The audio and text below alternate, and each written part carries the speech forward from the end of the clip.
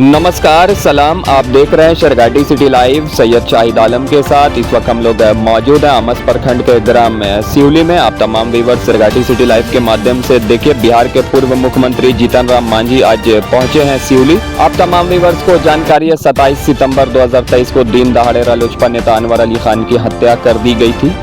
चर्चित अनवर अली खान की मौत की खबर सुनते ही तमाम नेता और मंत्रियों का ग्राम सिवली में तांता लगा हुआ है लगातार। उसी कड़ी में आज पूर्व मुख्यमंत्री जीतन राम मांझी भी पहुंचे और परिवार वालों से बहुत सारी चीजें पूछा। तमाम व्यूअर्स इस रिपोर्ट में सुनिए जीतन राम मांझी ने क्या कहा। अपराध है, जिस प्रकार का अपराध हुआ, घटना घटी, इस तरह की घटना प्रशासन के लिए बहुत बड़ा चैलेंज है, लेकिन प्रशासन इसको बहुत इजी रूप में ले रहा है। उसका हमको समझ में नहीं आता है कि प्रशासन इतना सुस्त क्यों है। और जब आप भी बोल रहे हैं, साइकिल का भी मामला आता है और फिर मोबाइल से एक्सेप्टेंस भी आ रहा है कि हाँ साहब हमने मारा है, हमने ऐसा काम किया है, और उसके बावजूद भी अगर कोई बात न हो पा रही है तो ये आश्चर्य है। ऐसे तो एज ए होल हम लोग जानते हैं कि बिहार में लॉ एंड ऑर्डर नाम की कोई चीज़ नहीं है।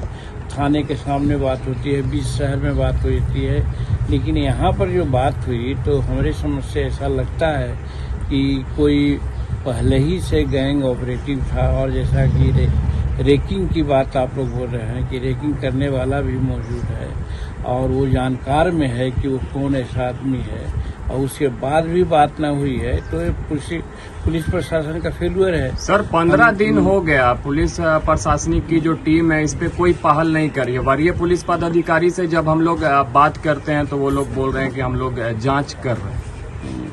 खैर, आप लोग जो बोलते होंगे, हम बाहर थे, हमको सूचना तो मिल गई थी, हम आना चाह रहे थे 2 दिन पहले ही, लेकिन कुछ कारणों से हम नहीं आए। आज हम आए हैं। आप लोगों से उन्होंने क्या बोला है, क्या ना बोला है, हम आज खुद सीनियर एसपी से लेकर के आईजी तक के, और आईजी से लेकर के डीजीपी से भी बात करेंगे हम कि आखिर इस घटना का उद्भेदन ऑलरेडी हो चुकी है और उद्भेदन के बावजूद भी उस अपराधी को क्यों नहीं पकड़ा गया। मान लीजिए कि जमीन का कोई मामला है तो वो अलग केस है, जो डिसीजन होगा, लेकिन कहीं नहीं ऐसा इजाजत है कि अगर झगड़ा कहीं है तो कोई किसी की हत्या कर दे। तो हत्या करने वाला हत्यारी या हत्यारा है, उस पर 302 का मुकदमा चलना ही चाहिए और पकड़ाना ही चाहिए। जो न पकड़ा गया है तो मैं समझता हूँ कि गया जिला का पुलिस प्रशासन का फेल्यूर है। सर दिन दहाड़े नेता की हत्या कर दी जाती है। हालांकि अनवर अली खान साहब लगातार यहाँ पे नेतागिरी का कार्य कर रहे थे और उनका बहुत सारा कार्य जो हम लोगों के चैनल पे वो नजर आएगा। सर हम उनको व्यक्तिगत रूप में जानते हैं, चुनाव के संदर्भ में भी हम आते थे तो पहली मुलाकात उनसे हम लोग करते थे। वो एक बहादुर आदमी थे और उसके बाद भी क्या परिस्थिति बनती है, क्या पुलिस कहती है, वो हम खुद बात कर लेते हैं।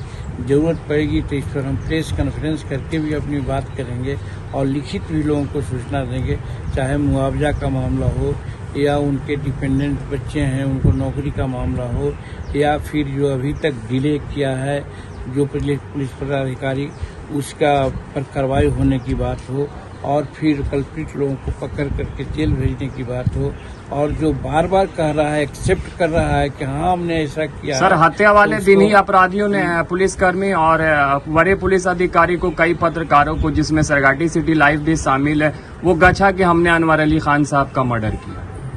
हाँ, ये तो गजब बात है। अगर ऐसा गच्छा, ये बात की चर्चा हम करेंगे कि जब उसने गच्छा है तो फिर क्यों कार्रवाई नहीं हुई।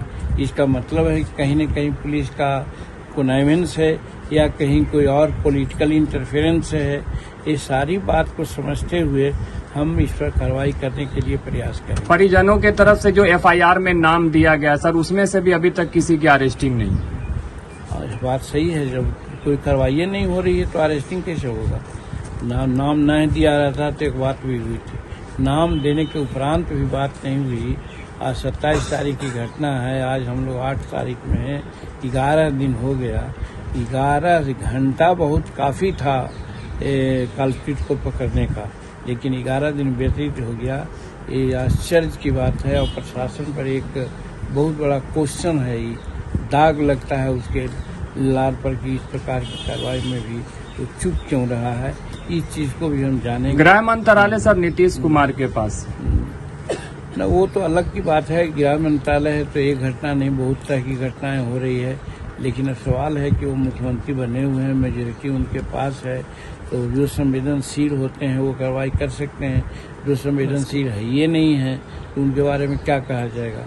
और यही कारण है कि हम उनके साथ थे, ये सारी बातें हम उनको कहते रहते थे कि गड़बड़ हो रहा है, चाहे बालू का मामला हो, चाहे दारू का मामला हो, चाहे ताड़ी का मामला हो, चाहे क्राइम का मामला हो, भूमि बंदोबस्ती का मामला हो, भूमि पर कब्जा का मामला हो, सारी बात की चर्चा हम उनसे करते थे कि आप करते रहिए।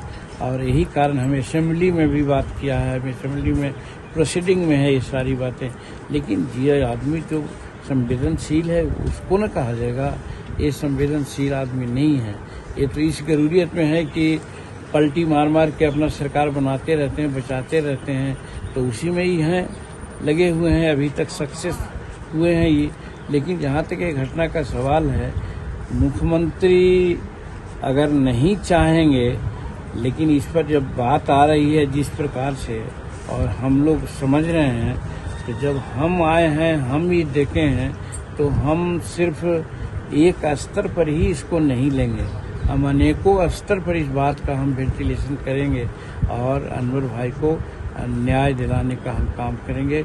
उनको न्याय मिलेगा, उनके बच्चों को सुरक्षा मिलेगी, बच्चों को नौकरी की बात भी हम करेंगे। और सबसे पहली बात है कि जो यहाँ का SHO है, दरोगा है, प्रभारी है, वो अभी तक कोई एक्शन नहीं लिया है, उस पर सीरियस कार्रवाई लेने की बात हम लोग करेंगे। तो आप तमाम व्यूअर्स देख रहे थे सैयद शाहिद आलम के साथ शेरघाटी सिटी लाइव। ऐसे ही देखते रहिए, प्यार देते रहिए और शेयर करते रहिए। धन्यवाद।